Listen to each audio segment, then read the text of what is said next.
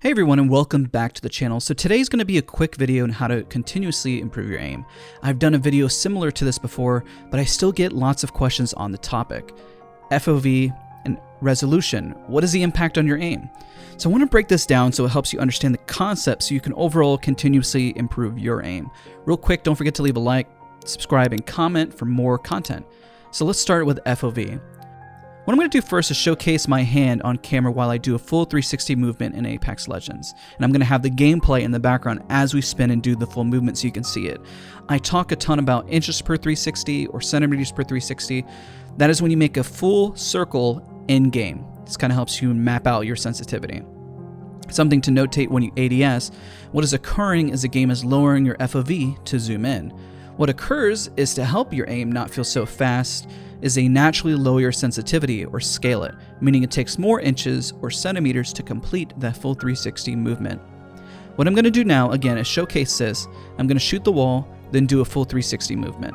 I placed measuring tape here to highlight the distance, but please note there's going to be some human error on start to finish, but the visual is there and it's overall close enough. I did the best I could. The current movement is 15.5 inches per 360 or 39.37 centimeters per 360 at the lowest FOV of Apex Legends at 1080p resolution.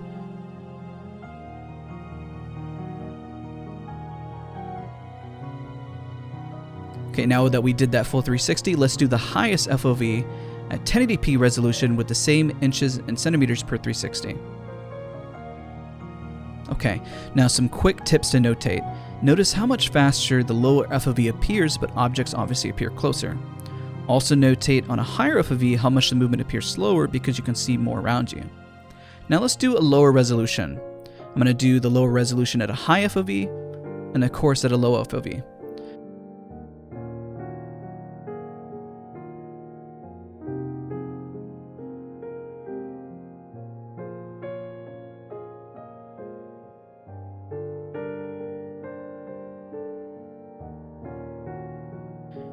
Notice this difference from 1080p.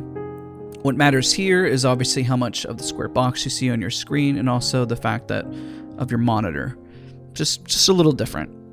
Now finally, what I want to compare here is 16 by 10 by 16 by 9, which is obviously stretch versus not stretch. This is at 1080p resolution.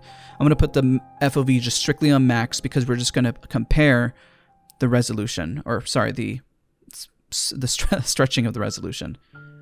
Remember, out of all the experiments, what did not change is the actual sensitivity distance.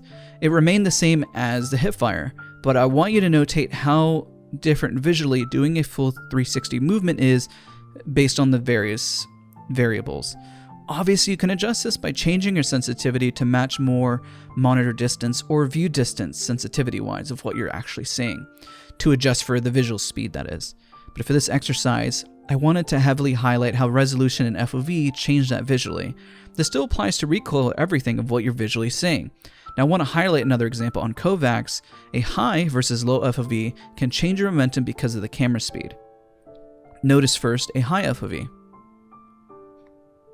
Now we're going to highlight a low FOV. Now to wrap up, which one is best? I mean, the answer is neither. You really had to find the sensitivity that works for you, the field of view that feels best for you, but just notate the pros and cons of each. You can find a middle ground sometimes between a stretch resolution and kind of stretch it. That can sometimes help, and sometimes it can throw you off visually. The questions you have to ask yourself more: do you want to see more around you or less around you? If you want to see more, then a higher FOV, so the camera movement as well feels less jarring. Do you want to see targets that are further away? Well, that's going to be a lower FOV. You can change again, middle ground stretch resolution, sorry for repeating that. But again, I hope that this helps you find what you're looking for and puts in perspective what you're going to do in terms of your aim, especially when you're aim training and changing your field of view. Again, don't forget to leave a like, comment, and subscribe, and I'll see you guys all next time.